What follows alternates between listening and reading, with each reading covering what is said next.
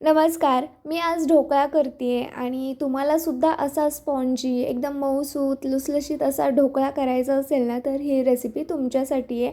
कारण एकदम पटकन होणारा, कोणतीही पूर्वतयारी न करता हा ढोकळा होतो. 15 मिनिटामध्ये खायला तयार होतो.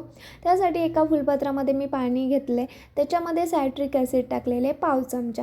सायट्रिक ॲसिड तुम्हाला कोणत्याही किराणा मालाच्या दुकानामध्ये मिळून जातं. 10 रुपयाला पॅकेट मिळून जातं. त्याच्यामध्ये 2 चमचे मी साखर टाकली आहे आणि अगदी पाव चमचा म्हणजे चवीनुसार थोडंसं असं मीठ टाकलं आहे. ते सगळं विरघळवून घ्यायचं आहे. आता हे विरघळलेलं मिश्रण आपल्याला बेसन पिठामध्ये टाकायचं आहे.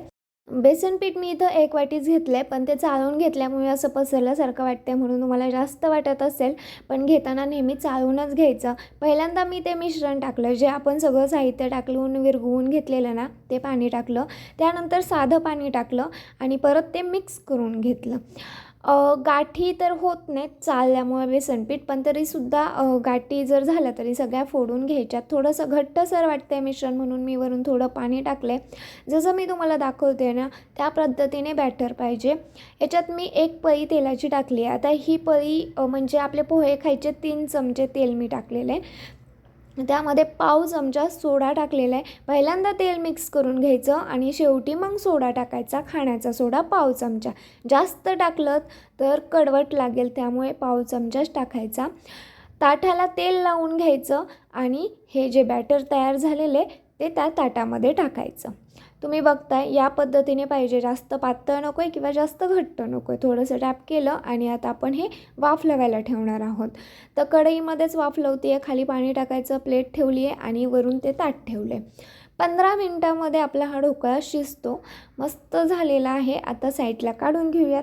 मी ढोकळ्याला तडका देण्यासाठी काय काय करते तर मोहरी, पांढरं तीळ, कढीपत्ता, हिरवी मिरची, कोथिंबीर एवढंच टाकते. साखर टाकत नाही, कारण साखर आपण अगोदर टाकलेली आहे, त्यामुळे मी नंतर साखर वापरत नाही. एवढंच तडक्यासाठी काय ते सामान वापरते घटक आणि मस्त असं पसरवून घ्यायचे आणि कट करून घ्यायचे.